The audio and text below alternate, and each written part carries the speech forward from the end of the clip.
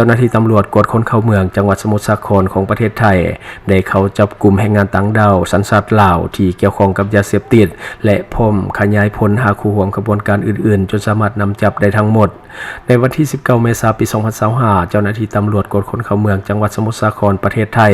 ภายใต้อำนวยการของฐานปกสัตย์ไสสุขวัฒน์พร้อมด้วยเจ้าหน้าที่ฝ่ายสืบสวนและฝ่ายปกครองอำเภอกระทุ่มแบนร่วมกันเข้าจับกลุ่มผู้ต้องหาซึ่งมีดังนี้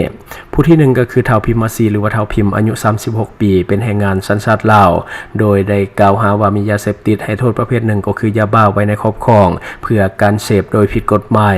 และคนที่2ก็คือท้าวประพันธ์หรือว่าท้าวออดอายุ63 ปีเป็นคนสัญชาติไทยโดยมีการกล่าวหาว่ามียาเสพติดประเภทหนึ่งประเภทยาบ้าไว้ในครอบครองและจำหน่ายเป็นสิ่งที่ผิดกฎหมาย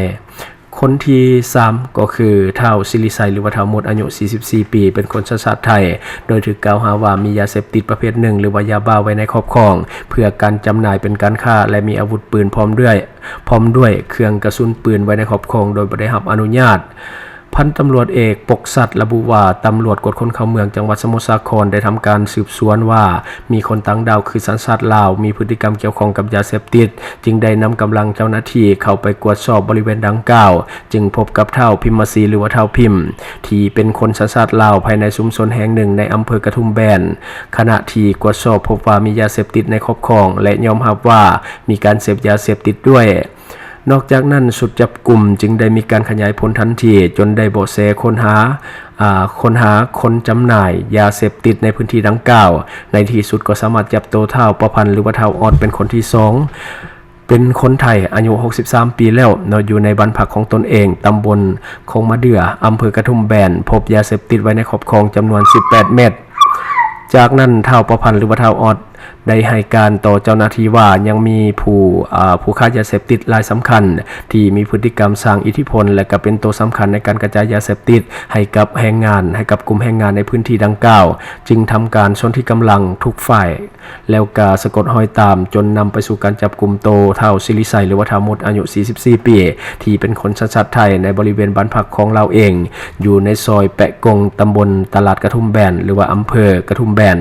ภายในบ้านพักหลังดังกล่าวยังพบกับยาเสพติดให้โทษประเภทหนึ่งก็คือยาบ้าจำนวน99 เม็ดอาวุธปืนที่มีการดัดแปลงขึ้นมาเป็นสีดำขนาด380และก็เครื่องกระสุนปืนขนาดต่างๆจำนวน12 นัดจึงได้ทำการเข้าจับกุมทันทีและก็นำส่งตัวให้พนักงานสอบสวนสภ.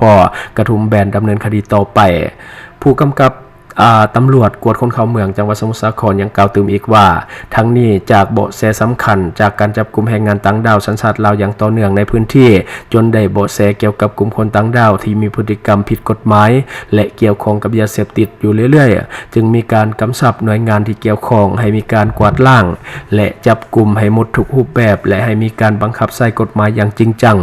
พร้อมทั้งให้ประสานงานหน่วยงานที่เกี่ยวข้องร่วมขยายผลกลุ่มคนไทยที่มีพฤติกรรมเป็นตัวการที่สำคัญและก็สร้างอิทธิพลให้กับกลุ่มแรงงานต่างดาวผิดกฎหมายด้วยก็คือพยายามที่จะกวาดล้างก็คือกวาดล้างกลุ่มแรงงานต่างดาวที่มีพฤติกรรมเกี่ยวข้องกับยาเสพติดรวมทั้งคนไทยที่เป็นคนสนองยาเสพติดให้กับกลุ่มแรงงานดังกล่าวเพื่อแก้ปัญหายาเสพติดให้มีประสิทธิผลที่สุดสำหรับจังหวัดสมุทรสาครหรือว่าเจาะจงไปที่อำเภอกระทุ่มแบนอันนี้ก็เป็นข่าวจากประเทศไทยที่ว่ามีคนลาวเขาไปเกี่ยวข้องกับการเสพยาเสพติดซึ่งว่าไปถูกจับอยู่ในประเทศไทยซึ่งว่ามื้อนี้ช่องของเรานำเสนอเกี่ยวข้องกับประเทศไทยทั้ง3 EP ก็คือมีข่าวที่แฟนคลับเพิ่นส่งมาให้ที่ว่าคนลาวถูกจับอยู่ทางจังหวัดสมุทรสาครของประเทศไทยอันนี้ก็เฮาเองในฐานะคนลาวก็บ่สนับสนุนในการกระทำผิดนอกประเทศบ่ว่าภายในประเทศก็ตามเกี่ยวข้องกับยาเสพติดเฮาเองก็รู้อยู่แล้วว่ามันเป็นสิ่งที่ผิดกฎหมายและก็ควรจะได้รับโทษฉะนั้นก็สะสมเรายังให้ทางฝั่งไทยลงโทษตามกฎหมายอย่างเข้มงวดเพื่อเป็นแบบอย่างให้กับแรงงานคนอื่นๆบ่ให้เฮ็ดตามที่ว่าอยู่ในพื้นที่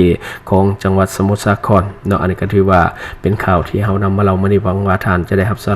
าระดีๆสำหรับท่านที่ว่าเบิ่งรายการเฮาอยู่คิดเห็นจะได้กับสิ่งที่ว่านำเสนอไปก็อย่าลืมฝากไว้ภายใต้คอมเมนต์ของเฮาได้เลยเดี๋ยวเฮาจะเข้าไปอ่านด้วยตนเอง ดีพลัสผลิตภัณฑ์ปกป้องตับจากฤทธิ์แอลกอฮอล์และเชื้อพยาธิจากอาหารดิบเหมาะสำหรับผู้ที่ดื่มเหล้าดื่มเบียร์หนักๆและกินอาหารดิบเป็นประจำแน่นอนทั้ง2อย่างทำลายตับโดยกงถ้าทานเปลี่ยนพฤติกรรมเสี่ยงของทานบ่ได้อย่าลืมปกป้องตับของทานด้วยผลิตภัณฑ์ดีพลัสของเฮาซึ่งมีการปรับสูตรให้เข้มข้นตอบโจทย์กับคนลาวและยังช่วยแก้อาการเมาค้างได้ดีหลังทานดื่มเหล้าและเบียร์ดื่มดีพลัสทุกครั้งก่อนดื่มเหล้าและเบียร์และกินอาหารดิบจะช่วยกระตุ้นการเฮ็ดเวียกของตับให้ดีขึ้นอย่างเห็นได้ชัดเจน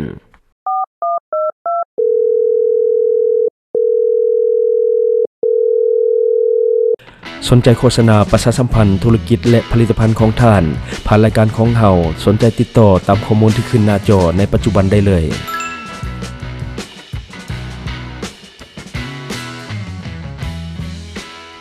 อยู่เมืองลาวใช้แต่เงินกีบลาวและส่งเสริมผลิตภัณฑ์ภายในเพื่อลดพรการนำเข้าสินค้าและแก้ปัญหาเงินตา Subscribe for more video